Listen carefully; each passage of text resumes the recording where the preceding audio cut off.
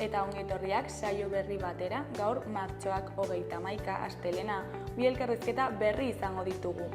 Gaurkoan, Josu eta Itxaso izango ditugu hemen platoan, Hegoalde ikastolako zuzendaria eta irakaslea direnak. Hegoalde ikastolako 6. mailako ikasleak proiektu bat egiten ari dira errefuxiatuen inguruan, eta proiektu honen barnean Zaporeak elkartearekin elkarlanean janari bilketa egingo dute, eta honen inguruan hitz egitera dator. Eta beste alde batetik Patxirekin egongo gara, BDZ-ko kidea dena.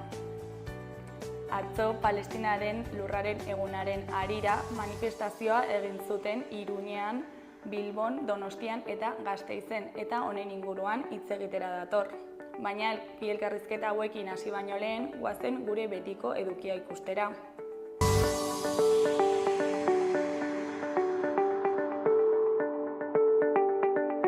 Goazen orain gaurko efemerideak ikustera. Gaurko egun batean, 1937ko martxoaren 31an, Azazetako sarraskia eragin zuten frankistek, Araban egin zuten handiena. Gasteizko espetxetik 16 preso politiko eskuak lotuta atera, kamioian Azazetako mendatera eraman eta bertan tiroz hil zituzten. Hobi komunetan sartu zituzten eta urtetan hainbat gorpu desagertuta egon dira. Urte eta egun berean, 1937ko martxoaren 31an, Elorrio eta Durango bombardatu zituzten, frankisten aginduz. 1936ko gerrako zibilen aurkako lehen airezko erasoak izan ziren, Soriatik joandako hegazkin italiarrek burutuak. Egun berean, baina 1988ko martxoaren 31an, Espainiako poliziak Gasteizko herri batasunaren egoitza zelatatzen zuela deskubritu zuen. Telefonoaren matxura bat konpontzera joan zen langilea konturatu zen kableak pintxatuta eta gaineko solairura zihoazela. Horretan ari zirela goiko solairuan jendea urduri korrika entzuten hasi ziren, eta kanpoan zeudenek bi gizon ikusi zituzten kirol poltsekin korrika ateratzen.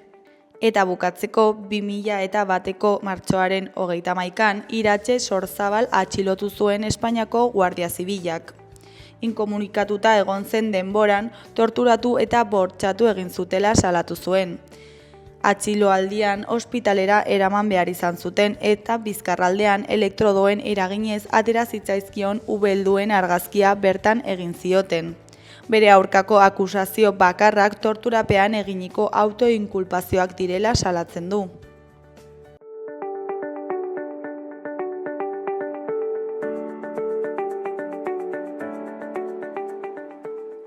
Ikus dezagun aste honetan daukagun agenda. Gaur, astelena, Kondestableko zibiboxean arratsaldeko 7etan, Nafar Ateneoak Iruñeko udalarekin elkarlanean antolatutako euskarazko ikus-entzunekoen zikloaren barruan Gartxot konkista aintzineko konkista jarriko dute. Asteartean, San Francisco liburutegi publikoan arratsaldeko 6etan Kasimibai ipuin kontalaria egongo da. Kasimibairekin narrazioa Angela Kanporen eskutik. Saioa euskaraz 4 urtetik gorako haurrentzat. Ostiralean, Tok eta Thatchers taldeen kontzertua egongo da Atarrabiako Totem aretoan. Tok taldeak Jainkoak hiltea zor kalderatu berriki. Eta diskoaren aurkezpen biran Iruñean izango da laukotea. Thatchers taldearekin batera igoko dira Totemeko oholtzara, arratsaldeko 8etan.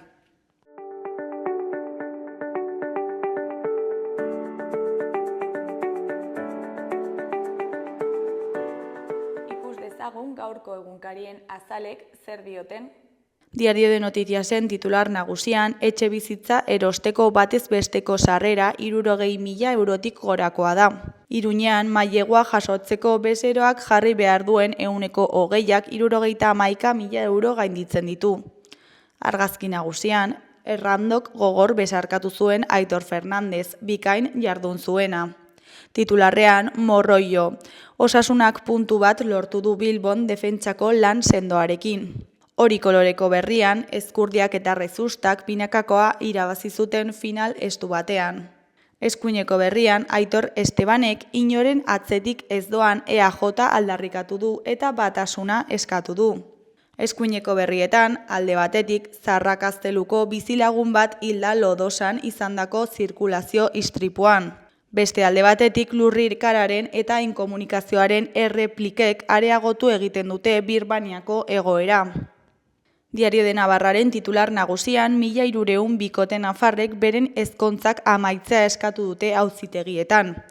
2024ko kasuen 40%an ez zituzten 10 urte bete ezkonduta.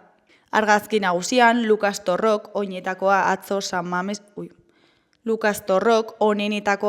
San Mamesen Osasunako zaleak agurtu zituen taldekideekin batera.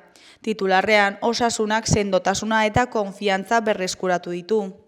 Merezimenduzko puntua Atletiken aurka, 2025 honetan lehen aldiz golik jaso ez ondoren. Eskuineko berrietan, alde batetik, erretiro partziala eta aktiboa bihartik aurrera aldatuko dira. Beste alde batetik, deskoiuntatuak tuterako menestrarik onena. Jarraian, hildako bat trafiko istripuan Lodosan. Goiko berrian, Ezkurdia eta Rezusta txapeldunak arenan. Gararen titular nagusian, Estebanek harrotasuna erakutsi eta konpromisoak eskatzen ditu. Atano 3. jendez gainezka zegoen batean, Andoni Ortuzarren eskutik EBBko buruzagiaren makila jaso zuenean, Aitor Estebanek batasuna, eredugarritasuna eta humiltasuna eskatzen die EAJko kargudunoei. Argazki nagusian, Ezkurdia eta Rezusta ditugu.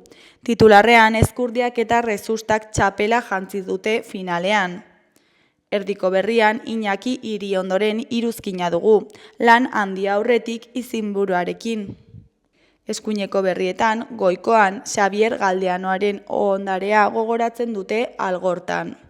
Behekoan, San Mamesen berdinduta arnasa hartu du Osasunak. Euskal Herria Irratiaren titular nagusian, irabazi ezin denean, ona da berdinketa. Osasunaren bi taldeek gizonezkoena eta emakumezkoena berdinketa lortu dute asteburu honetan jokatutako Euskal Derbietan. Gizonezkoek hutsean utzi zuten markagailua San Mamesen eta emakumezkoek banako berdinketa lortu zuten, jokalari bat gutxiagorekin Alabesen aurka. Eskuineko berrietan, goikoan Burlatako gaztetxeak aurrera jarraituko du udalarekin adostasunera iritsi ondoren. Burlatako udalarekin erdietsi dute akordioa haien jardunarekin jarraitu ahal izateko. Egindako proposamen berriak gazte asanbladaren gutxieneko eskakizunak betetzen ditu. Larunbatean gaztetxearen defentsan egindako manifestazioaren amaieran egin zuten iragarpena. Dena dela, iragarri dute ez dutela egungo eraikina utziko aurre hitzarmena abian izan arte. Behekoan, Errigorako Peru Aranbururen hitzetan, inoizko eskaerarik gehien izan dugu. Asko dira euskarak behar duen auspoa lortzeko lan egiten ari direnak. Horren adibide da Errigora. Agerrean euskarari bultzada emateko bertako ekoizleen produktuak baliatzen dituzte. Udaberriko kanpaina amaitu berri da. Inoizko eskaerarik gehien jaso dituzte.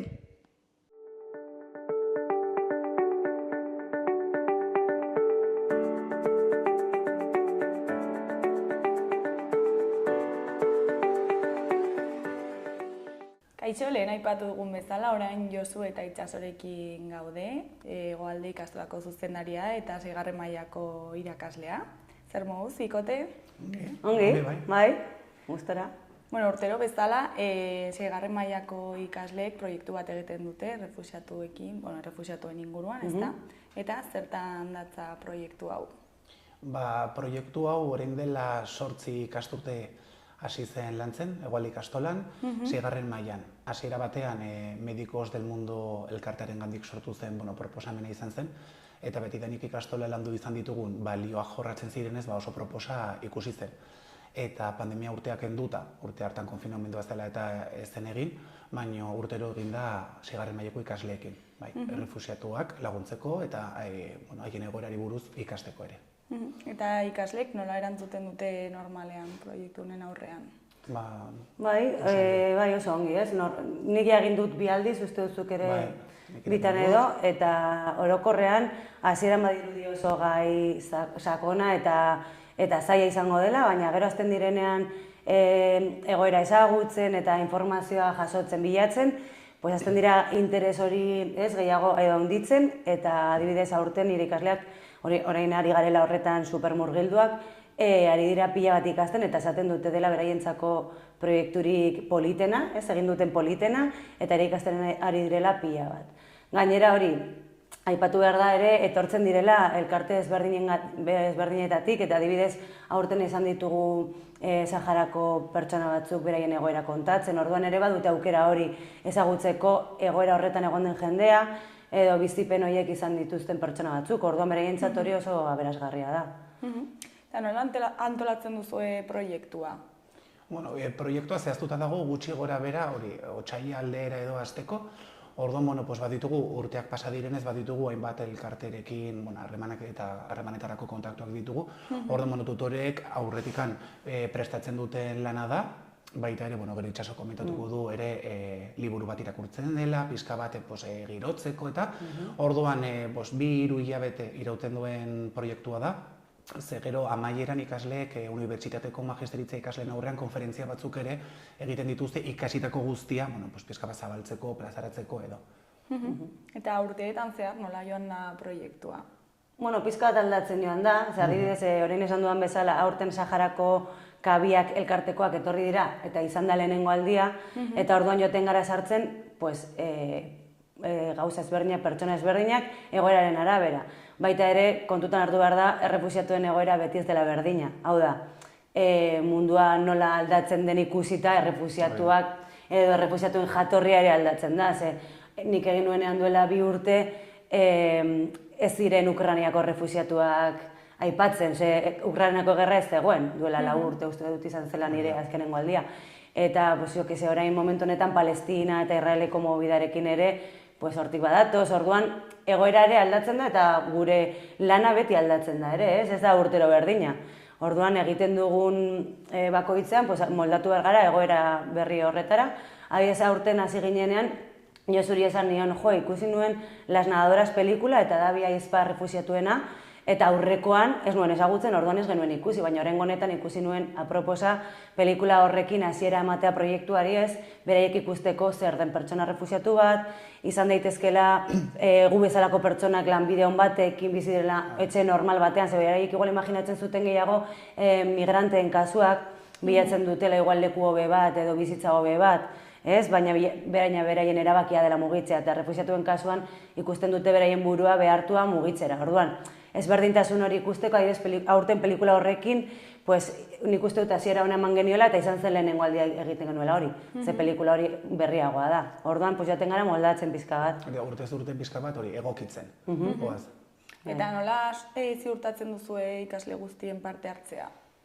Hori, berez, ikasleen gandik ateratzen den zerbait da, proiektu hau ere oso proposada 6. mailan, adinagatik ere, prest daudelako honetan murgiltzeko edo, baina ikasleek berez, itxasok esan du, ez? Ikasleek horrela saltzen dutela, asko ikasten dutela, asko gustatzen zaiela, proiektu hori nagusiena dela, eta moduren batean, mailaren batean edo bestean denek parte hartzen dute.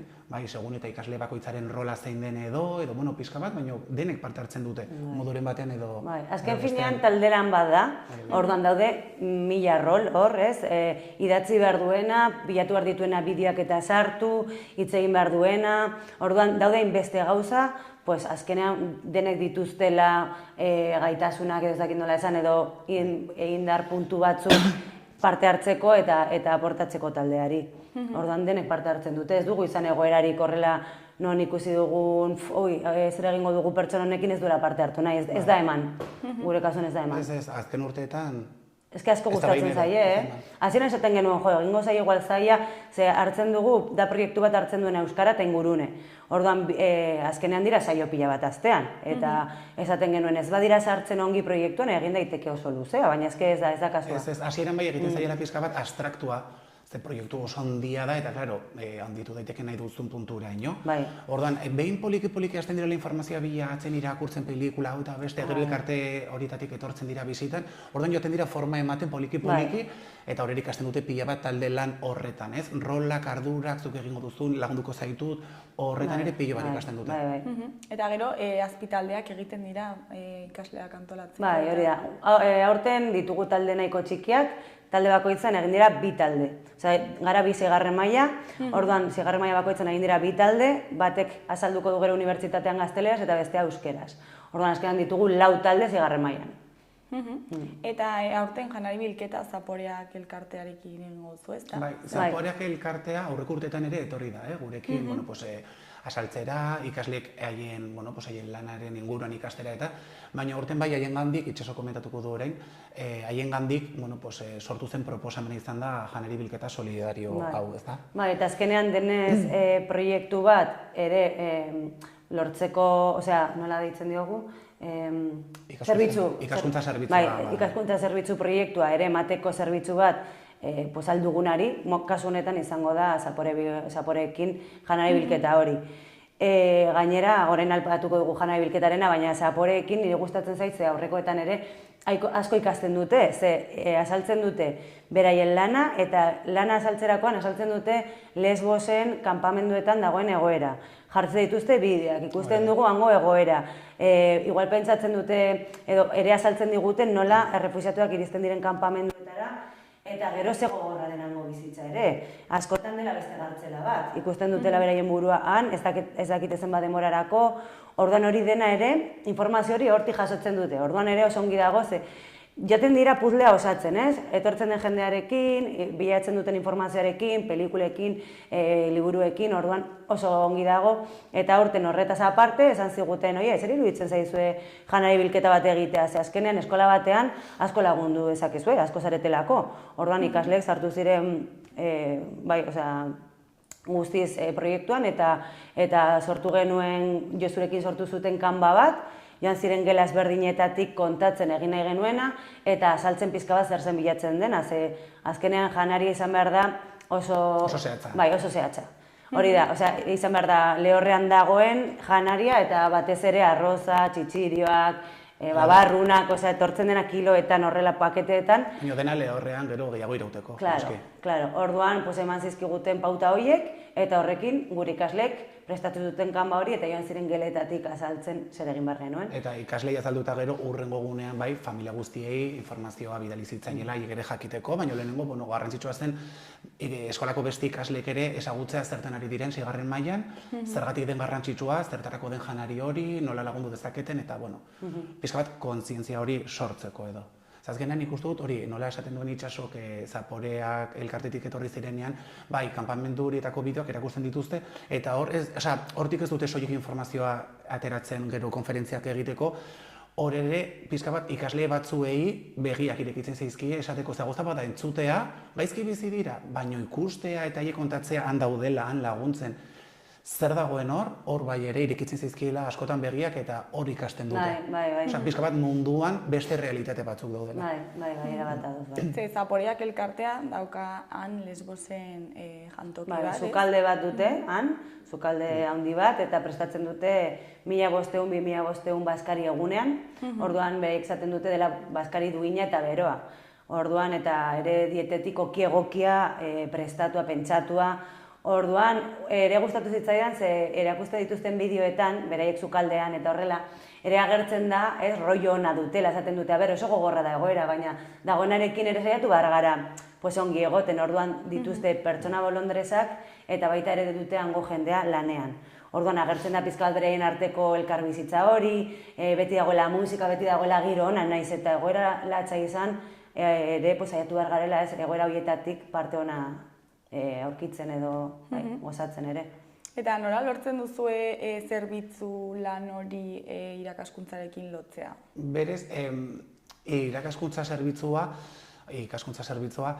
proiektu bat da, baina ez proiektu arrunta. Proiektu arrunt batean ikasleek ikasten dute, eta nahi duzun guztia luzatu daiteke, baina eskola barruan geratzen da.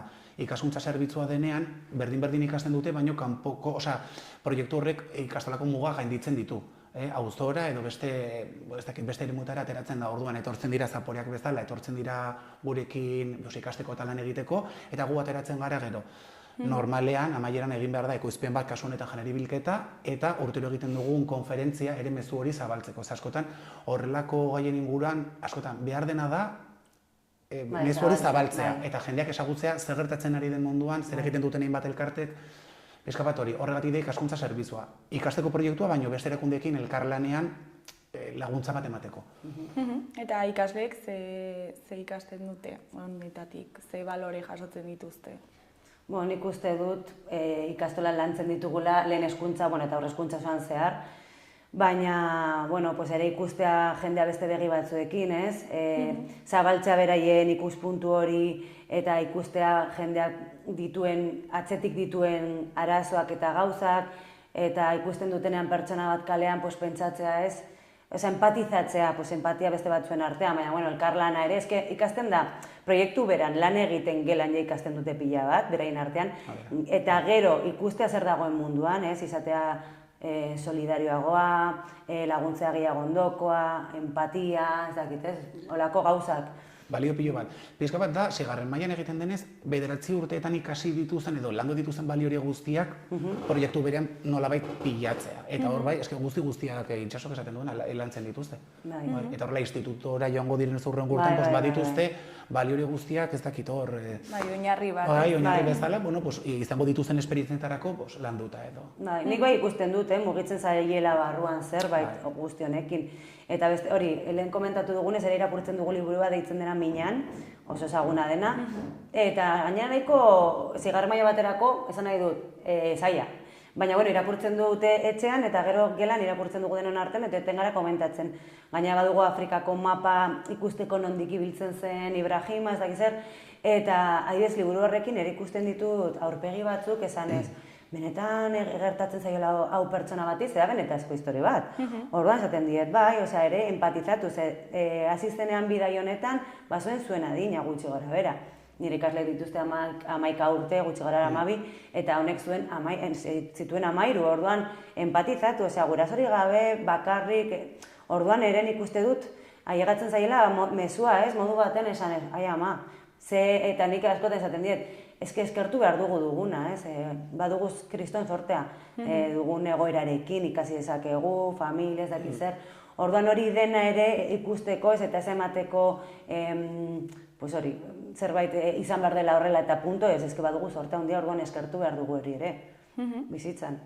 Munduan beste realitate horiek ere ezagutu behar dira.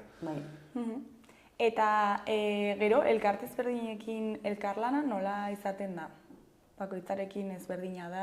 Bai, gauza da, hasiera batean sortu zela Medicus del Mundo elkarterekin. Gauza da, haien funtzionamendua zela eta bertan bera geratu zen harreman hori, orduan zer egin donen urtez urte, harreman ezberdinak sortu eta gorde. Bat izan zen zaporeak, hasiera batean haiekin ez dela lan egiten, beste bat Saharako kabiak aurten etorri direla, etorri dira beste urte batzuetan zehar, urtearen arabera, orduan, harreman hori guztia gordetzen ditugu, eta beharren arabera deitzen ditugu, etortzen dira, segun aukera duten, ez dute. Jotzen ditugu ate ezberdinak, irekitzen digutenean, hartzen gara. Orokorrean dena dela, elkarte horietan, iaia guztietan posible badute, prest daude, irekitan, etortzeko, gurekin lan egiteko, normalean bai. Aurten berria izan da Saharako kabiak, eta ia pentsatu dugu, gorde behar dugula, eta jarraitu behar dugula beraiekin elkarlanean, izan da superpolita, etorri ziren gainera, 2 pertsona bat eskolako ama dena, eta bera kontatu zuen pizka bat bere bizipena, eta gero etorri zen beste tipo bat, jaio zen errefusiatuen kanpamenduan, orduan berak azaltzen zuen nola ja bera errefusiatua jaio den.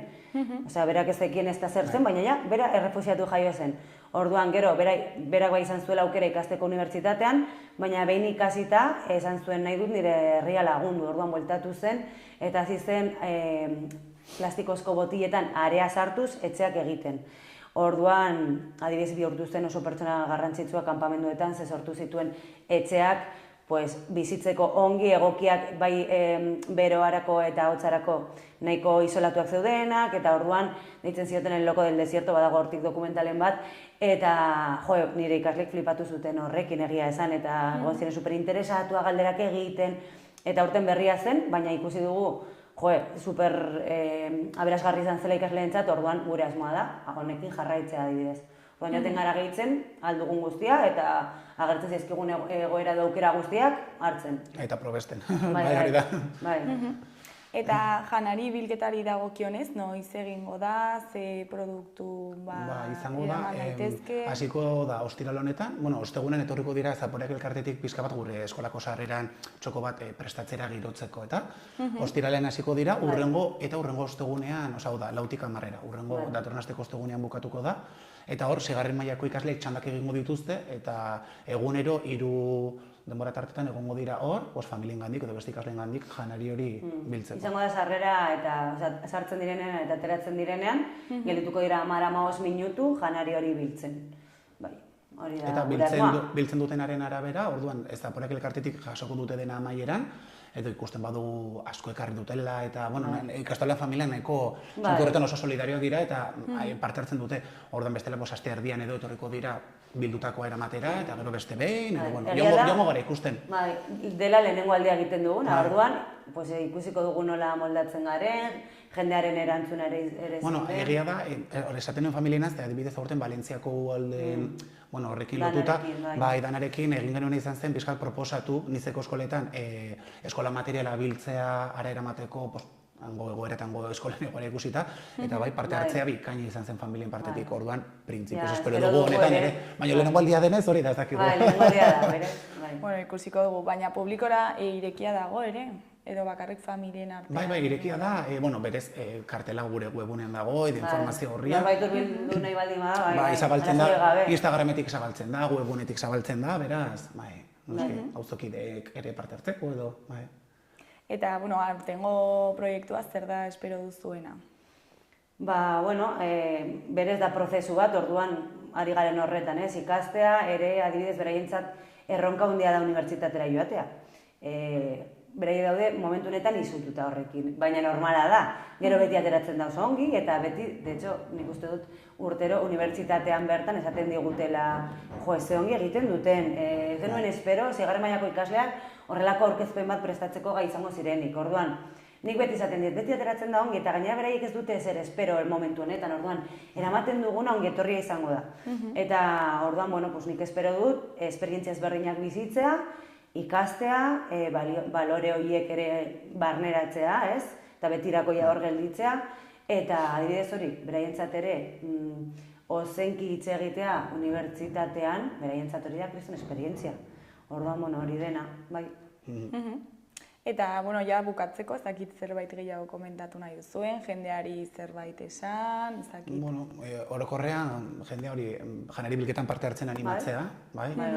Edo nork parte har dezakela, auzokidea, edo beste non bizi direnek ere, orduan animatu eta posible duzuen hori ekarri, edo zein gauza ongitorri izango da. Bai, nik uste dut gutxi gora bera zer nahi genuen guztia izan dugula, eta proiektua gutxi gora bera ongi azaldu dugula, ezta? Bai. Bueno, primeran mikote, mila esker gurera hurbiltzeagatik eta zuen proiektua azaltzeagatik, eta ea zer moduz bukatzen zuen. Bale, mila esker zuei.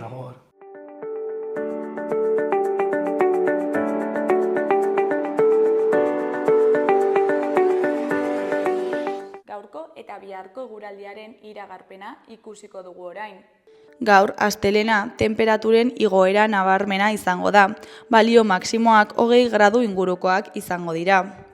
Hala ere, goizean goiz giroa hotza izango da eta Arabako eta Nafarroako zenbait tokietan izotza egin du.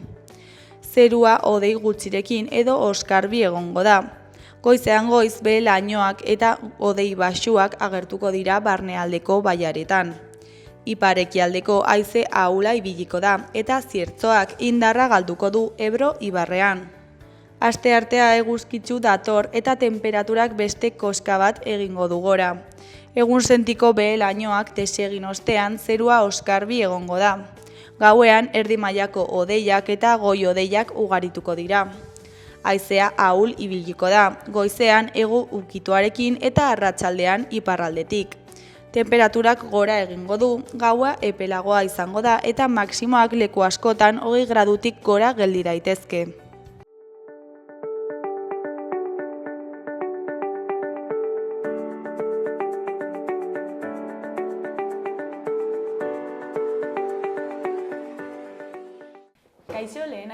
dugun bezala, orain Patxi Gerrikorekin gaude, BDZ-tatik datorrena. Kaixo, zer moduz? Ongi, egunon. Bueno, atzo, martxoak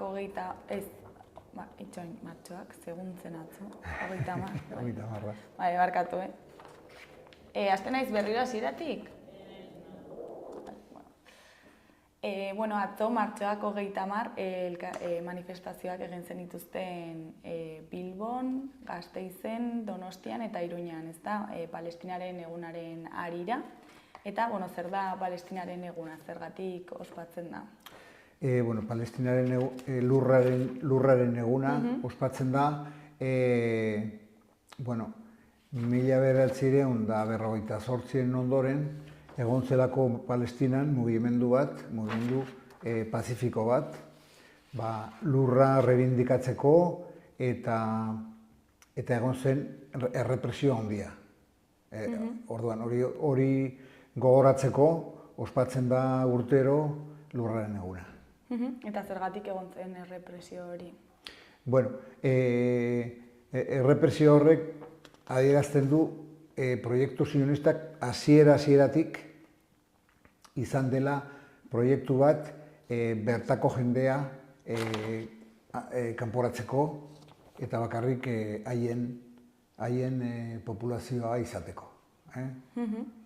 Eta, bueno, nola dago orain Palestinaren herriaren egoera?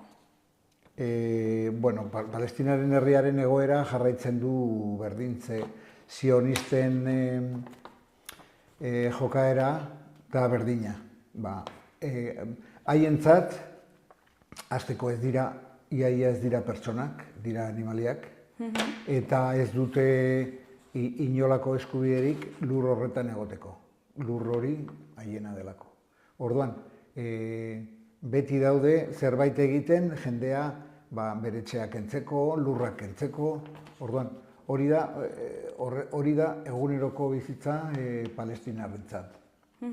Orduan, gaur egun jarraitzen du berdin zoritxarrez, horrela jarraitzen dira. Eta nazioarteko egoera honek nola eragiten du Palestinaren herriari? Bueno, alde batetik badaukagu legedi internazionalak diona eta erakunde desberdinek esan dute eta errekonozitu dute palestinarrek badutela bere lurrera itzultzeko eskubidea adibidez, hori argi eta garbi adierazita dago, baina gero realitatean ez da ematen, ez da betetzen. Orduan, azken batean, gelditzen den ia bakarra da herrien elkartasuna, herrien solidaritatea. Eta horri buruz, Palestinako herriak jarraitzen du gogor eta tinko. Eta hor ere ditugu Trump, Putin eta guzti hauek nola... Bai, hor daude, badago resistentzia, beti egon da, palestinarren ikur bat da haien resistentzia. Ez dute amore ematen, eta ez dute haien lurretik atera nahi, eta jarraitzen egiten dute esfortzu guztiak eguneroko bizitza jarraitzeko, nahiz eta egoera oso txarra izan, eta badute noski horien artean badago resistentzia era guztietakoak, resistentzia armada barne.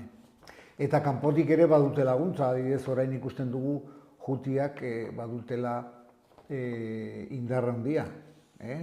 Eta aurre egiten diete baita estatu batuei ere. Eta Txinak ere eskatu du ongi jokatzeko palestinarrekin, baino badugu proiektu sionistaren arriskua hor beti.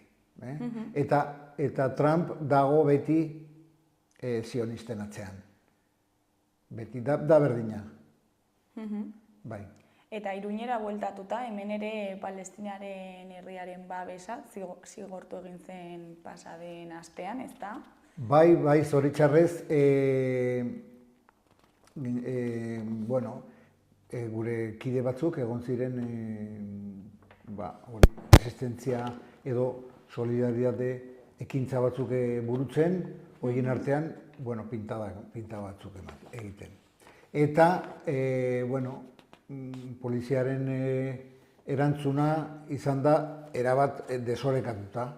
Ez du zentzurik pintada batzuengatik detenitua izatea, juzgatutara eramatea, ez da bat ere. Espero ezagun ez izatea tendentzia berri bat, orain dela arte egon gara nahiko lasai, baino honek bildurra ematen digu etorkizunean gogorrago jarriko dela, Frantzian gertatzen den bezala, edo Estatu Batuetan, edo Britania Handian, edo Alemanian, hor nahiko gogorrak dira. Bandera batengatik ere atxilotzen dute, eta baino hemen ere hori ez da bidezkoa. Eta gure elkartasuna gurekideekin, eta eskerrak elkartasuna adierazi duten guztiei. Eta legala da, adibidez, bandera batengatik atxilotzea? Hemen ez, baino batzutan da pertsonaren funtzionarioaren arabera. Polizia batek esaten badizu, hori ez da legala, hori posibilitate asko daude, gero igual arrazoia ematea juzgadoetan. Ez gaude ziur, oraingoz ez da erabat ilegalizatua, Frantzian edo beste leku batzutan bezala. Eta CAF enpresarekin zer gertatzen da? CAF da oso enpresa handia, badauzka proiektuak mundu guztian zehar, lan pilo bat, eta prestigio handia ere, eta zergatik egiten dugu kanpaina bat CAF-en kontra, CAF-ek lanean dabilerako okupatutako lurraldeetan. Ilegalki lapurtutako lurretan dago lanean. Orduan, egiten du eraiki eta kudeatu ferrokarril linea bat, Jerusalemetik lapurtutako lurretaraino. Orduan, horrekin babesa eta rekonozimentu ematen dio lur lapurketa horri. Eta modu batean ere ematen dio laguntza genozidioari. Azken batean dago elkarlanean gobernu genozida batekin. Orduan, horregatik esaten dugu ez dela onargarria hori, eta hor ere gobernuek badute erantzunkizuna. Gure gobernuek, gure diruekin, ematen die laguntza ekonomikoak enpresa hauei. Orduan, hori ez da bidezkoa. Gainera, jabetzaren eguneko bat ez da EAeko jabetzarena? Bai. Eguneko 3 da jabea, bai.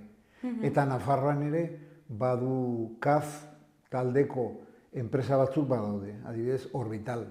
Eta Nafarroko gobernuak ematen die laguntza horiei. Hori ere ez da onargarria, azkenea da,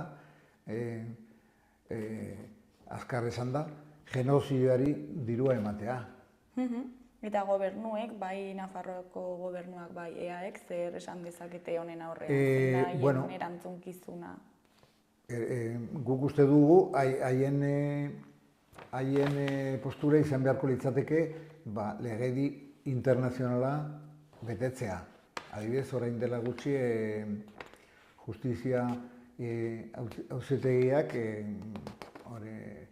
Korte Internacional de Justiziak, esan zuen dagoela genozidio bat Palestinan. Orduan, esaten du ez dela bidezkoa gobernu horrekin laguntzea, elkarlan lanean izatea, eta are gehiago derrigortuta daude horien kontra jotzeko. Orduan hemen alderantziz egiten ari dira. Eta nazioarteko justizia auzitegi honek ez dauka, ezin du bete behar hori... Zoritxarrez, ez du potere ejekutiborik. Hau da, ez dauka polizia bat atzean, ez dauka ejertzito bat atzean. Orduan, bakarrik egiten du aginduak eman, sententziak eman, baina horrek badauka indar moral handia. Indar moral handia ze hori da auzitegirik gorena. Baina gero praktikan ezin du betearazi, ez? Gobernuek dute botere ejekutiboa. Horregatik guk uste dugu, nazioek, gobernuek, bete behar dituzte horiek. Hori, legedi internazionalean sinisten badugu, ezta? Horregatik eraiki dugu urteetan zehar legedi internazional hori. Eta estatuko gobernuak ezin du betearazi Nafarroako gobernuari eta EAI? Bai egin, baino estatuko gobernuak berak ez du hori betetzen. Guk uste dugu estatuko gobernuak egiten ditu pauso txalogarri batzuk, adibidez, Palestina errekonozitzea, hainbeste adierazpen oso txalogarriak, baino gero benetan, praktikan asko zer gehiago egin beharko lituzkete. Adibidez, armen trafikoa ez erreztea. Ez utzi hemendik armak pasatzen edo abioak pasatzen, eta ez promozionatu hori armen esportazioa, armen salmenta, eta hori zorritxarrez ez dute, horretan ez dute pausa handirik eman.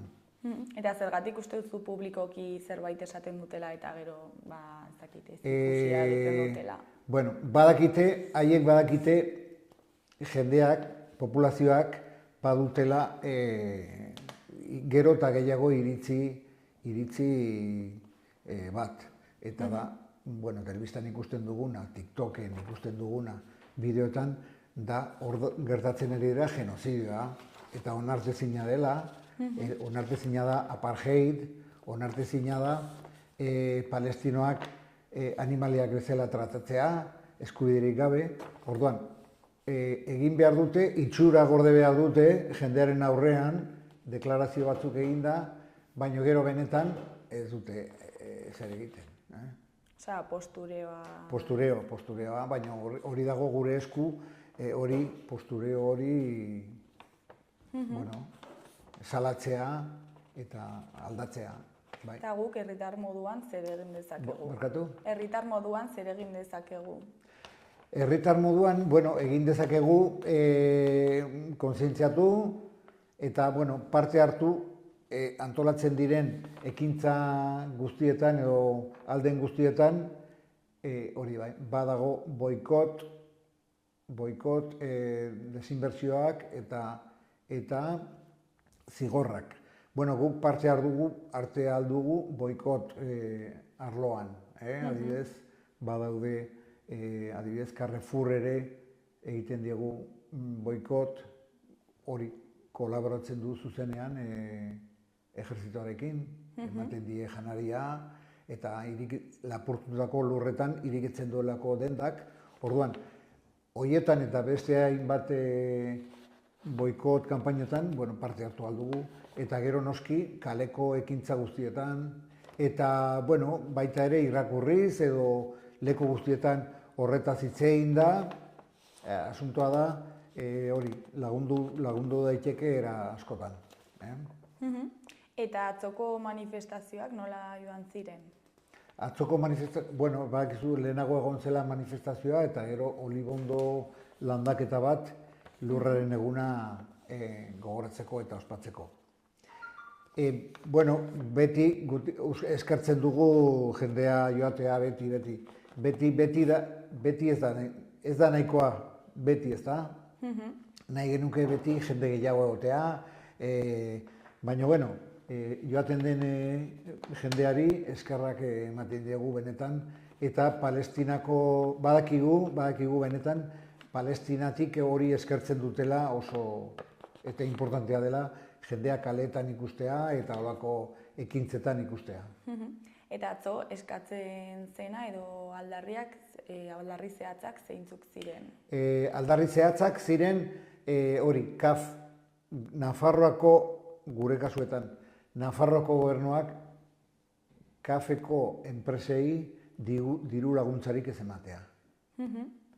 Badidez, badakigu, badagoela hemen Orbital enpresa bat, ez da bakarra, baina, eta badakigu hoiei dirua ematen diela, laguntzak ekonomikoak ematen diela, orduan hori ez da onargarria. Eta momentuz, egun bat pasada bakarrik, baina erantzunik jaso duzue? Bueno, atzo igande izan da, badugu asmoa gobernuarekin hori elkarrizketak izateko, eta zain gaudea berzer esango, egon gara izketan. Industriako konsejerarekin, eta berzer esaten diguten, espero dugu hori laguntza ekonomiko horiek moztea. Eta momentuz badakizue nondik norakoa den haien iritzia? Nahiko harrera ona, gutxienez, harrera ona, ikusi behar dugu gero benetan, hori zertan gauzatzen den. Eta Palestinako herriaren etorkizuna nola ikusten duzue? Bueno, Palestinako da egoera, gaur egungo egoera, da nahiko egoera txarra, baino haiek badute indarra handia. Hori ematen dute, ikasgai bat ematen dute egunero. Nola egon daiteke olako egoera batetan, eta nola oso importantea da ikustea nola maitatzen duten haien lurra, haien bizimodua, haien kultura. Orduan, haiek prest daude hor jarraitzeko eta hori demostratzen dute egunero. Badute haiek espresio bat haien hizkuntzan, sudun, da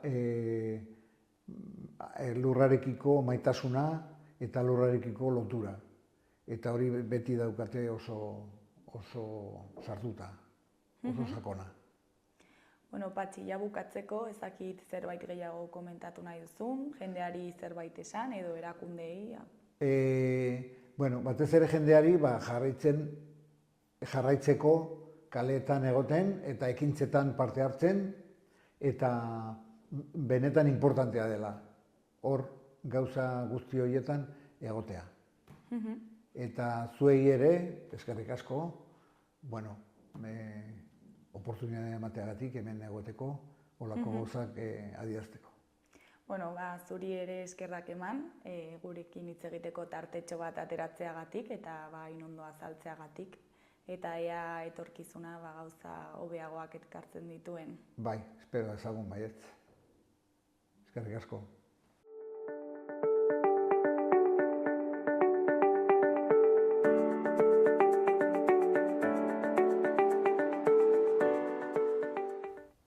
Orain bukatzeko parlamentuko galderekin utziko zaituztegu. Alaitz eta Ezkaba ikastetxe publikoetan 2 urteko gelak geldiarazteko eskatu zaio Hezkuntza Departamentuari, eta honen inguruan hitz egin dugu parlamentariekin. Behar dugu esaten ez dugula babestu neurri hori. Aldiz, mozio bat, horren kontra mozio bat, jorratu genuen joan den ostiralean Hezkuntza batzorde batean hemen parlamentuan, eta mozio hori sinatu genuen batera Bildu eta Zurekin Nafarroa taldearekin. Eta horretan hain zuzen ere, mozio horretan hain zuzen ere eskatzen zen bertan behera uztea departamentutik, Hezkuntza Departamentutik planteatutako neurria. Mozioek ez dute derrigortzen, bakarrik irizpidea hainbatean iritzia markatzen dute, baina pentsatzen dugu oso ongi, oso egokia izango litzatekeela departamentutik entzutea parlamentutik esan diona. kasu honetan bertan bera uztean neurri hori, eta bereziki are gehiago ikastetxe horietatik esan zaiona. Eta argi eta garbi esan dute horren kontra daudela, bai gurasoek eta bai irakasleek. Beraz, horren kontra baldin badaude eta arrazoiak gainera eman zuten eta guk hartu genuen arrazoi berberak planteatutako mozio horretan, beraz pentsatzen dugu departamentutik bai egokia izango litzatekeela biltzea, bereziki esan dudan bezala guraso zein irakasleekin, biltzea, hitz egitea, adostea, planifikatzea halako neurriak, ezta? Hori da hain zuzen ere eskatzen genuena eta horrexegatik ez dugu babesten departamentutik planteatutakoa. Alaitzen eta ezkaban egon den egoera horri buruz, bi urteko gelei buruz gure jarrera oso argia izan da hasieratik. Dagoeneko ikasturte honetarako Hezkuntza Departamentuak iragarri zuenean bi urteko gelak pilotatu nahi zituela erdarazko ereduetan, Doña Maiorren, Iturraman eta Arroitzen, hain zuzen ere, gu hasieran egon ginen hasieratik jarrera horren edo erabaki horren kontra. Eta dudarik gabe, orain iragarri duenean, departamentuak iragarri duenean, D ereduko ikastetxe horietan ere bi urteko gelak pilotatu behar dituela edo probatu behar dituela datorren ikasturtean, kontra agertu gara, hasieratik. Dudarik gabe, hezkuntza komunitatean, horko bi ikastetxeetako hezkuntza komunitateak antolatu egin dituzte konzentrazioak, agerraldiak, mozioak eta bar, eta guk bat egin dugu erabat haiekin izan ere, joan zen astean mozio bat defendatu genuen, geroa bai eta kontigo zurekinen, Alaitz eta Ezkabako bi urteko gela hoiek martxan ez jartzeko eskatuz. Erabat bat egiten dugu komunitate horien aldarrikapenarekin, eta ez gatoz bat inolaz ere bi urteko gela solte horiek 0-3 integral edo osotik kanpo eskaintzearekin. Erabat ados gaude horiekin, aipatu dute mozio hori eta horretan jasotzen zen zuzen ere haiek eskatzen zutena. Eta bereziki oinarritu dira beste arrazoi batzuen artean argudiatu dute aurre eskolak eta aurre eskola horietan badute 0-3 urte zikloak eta aurre eskolak badute ikaste horietatik oso hurbil, beraz hori garrantzitsua dela eta zuzen ere haietan lan egin behar dela ziklo horiek, ez da oso bereziak direlako. Eta aldez aurretik esan dudan bezala ere haiekin bildu, haiekin hitz egin, haiekin adostu, haiekin planifikatu, halako gauza oinarrizkoa dira planteamendu bat aurrera eraman ahal izateko eta are gehiago eskola batetaz ari bagara.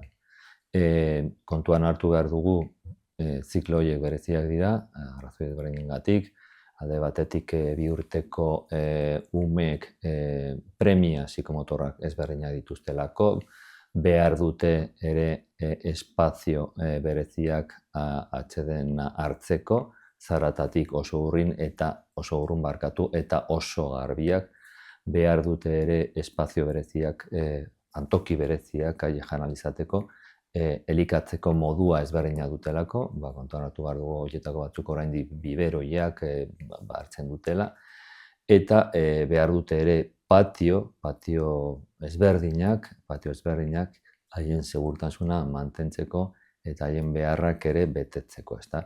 Beraz, espazio guztiak egokitzapen bat behar dute eta hori denboraz noski baietz eta aldez aurretik lantzen egin behar da. Eta kasu hauetan ikusten dugu eta horrela salatu dute ere gurasoek zein irakasleek salatu dute ez dela egin eta horrexegatik eskatzen dugu hain zuzen ere hori dela egin behar dena eta horrexegatik ez gaude ados eta horrexegatik eskatzen dugu momentuz behintzat bertan bera ustea halako neurriak. Ez gaude berez halako gelen kontra baizik eta egin den modua, ezta? Entzun gabe, hitz egin gabe, entzun gabe, planifikatu gabe, eta horrexegatik pentsatzen du ez dela egokia.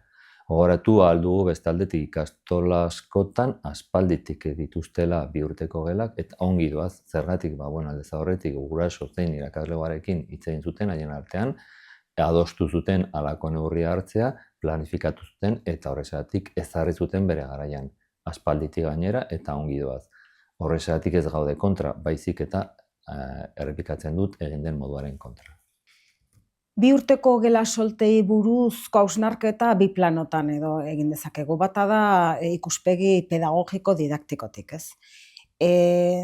Uste dugu haur hezkuntzako lehen ziklo horrek behar duela integraltasuna. 0-3, umea jaiotzen denetik 3 urte bete arteko ziklo hori izan behar dela eskainia osotasunean, integraltasunean eta jarraikortasunean, ez?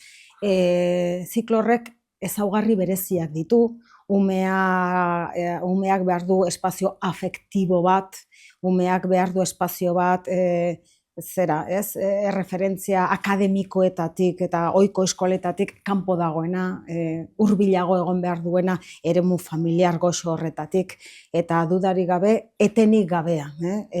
Alegia 0-3 hori guretzat ez da haurtzaindegi, alegia umeak uzteko toki, baizik eta nolabait hezkuntza etapa oso bat, ez? Eta horregatik beharrezkoa da 0-3 osorik eskaintzea, ez? Umearen ezaugarriengatik, bere eboluzio psikologikoagatik eta adin horrek eskatzen dituen ezaugarriengatik osotasun hori defendatzen du, ez? Umeak behar du espazio bat jarraia eta iraunkorra horretan, ez? Eta bestetik antolaketari eta gobernantzari dagokionez, Nafarroan haurreskolak eta 0-3 zikloa eskainia dago molde eta modu desberdinetan.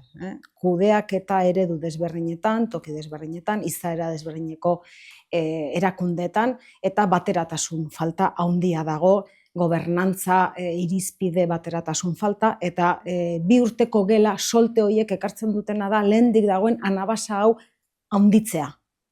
Kontrakoa beharko genuke, irizpideak bateratu eta homogeneizatu. Beraz, gobernantzari eta kudeaketari dagokionez ere uste dut gabezia handiak daudela. Zioa edo ebaluaketa beti oso garrantzitsua edozein arlotan, beti edozein arlotan, esaten dut. Eta are gehiago gizakiokin eta are gehiago tartean umeak baldin badaude. Beti, baina bereziki kasu hauetan.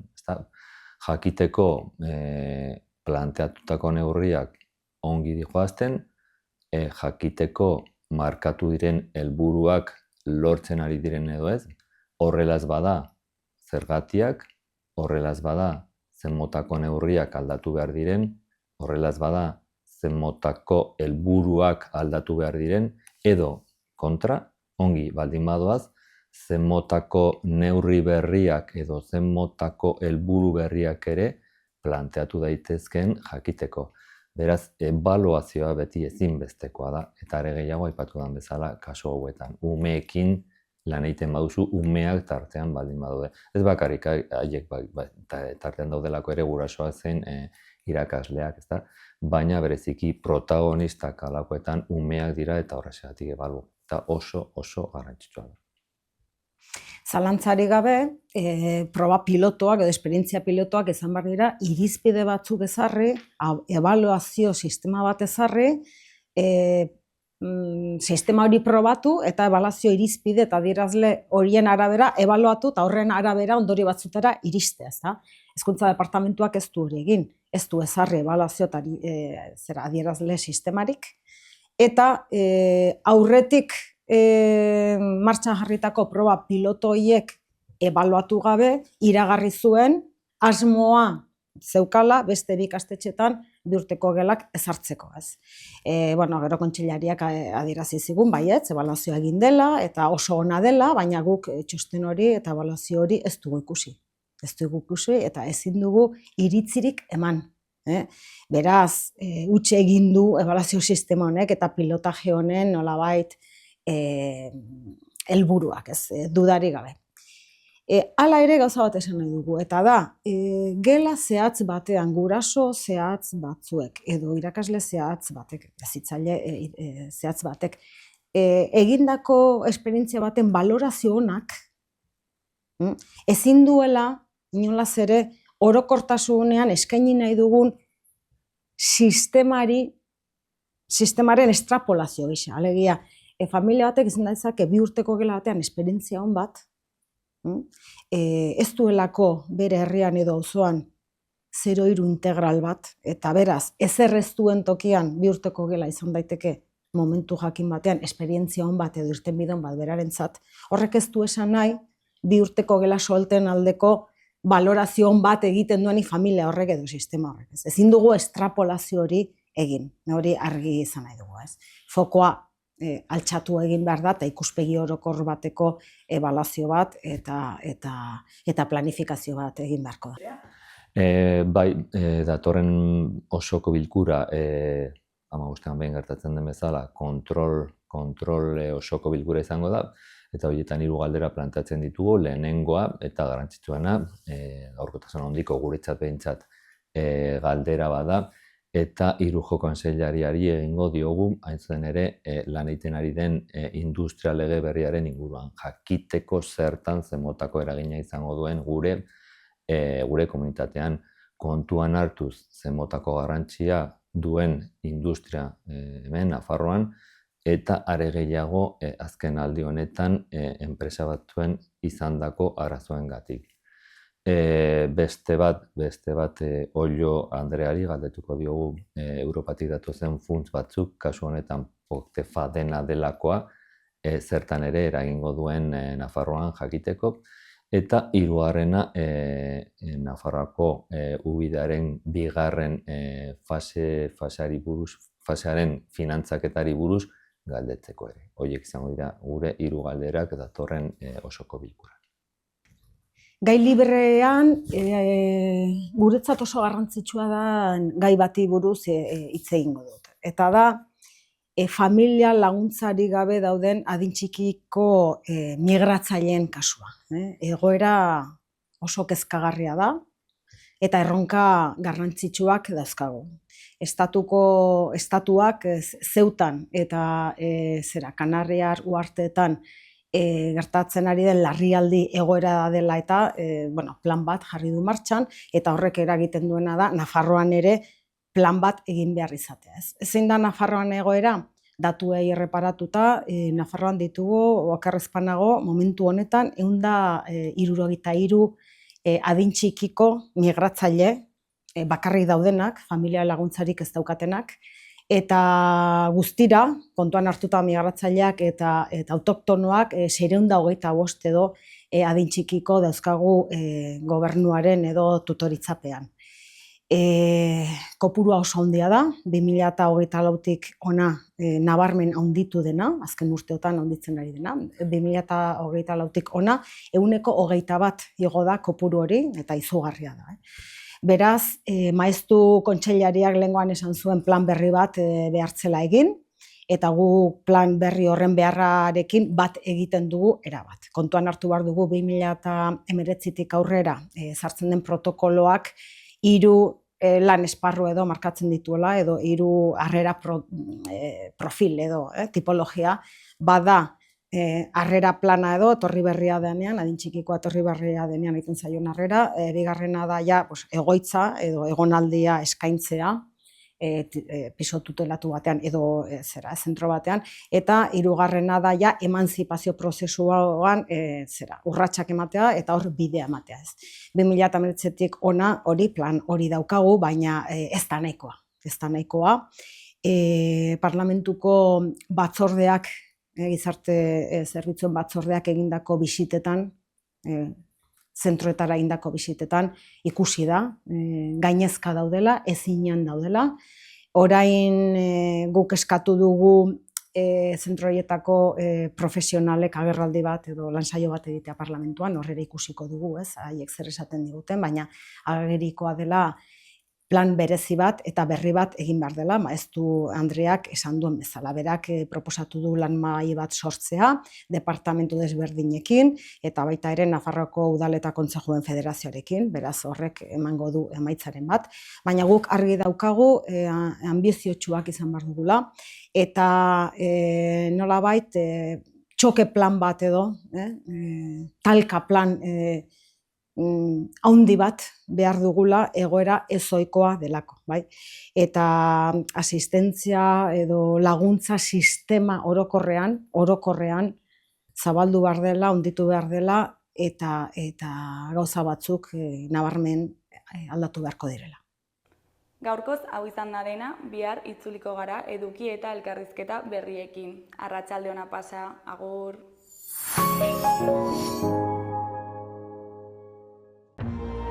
Gobierno de Navarra. Nafarroako gobernua.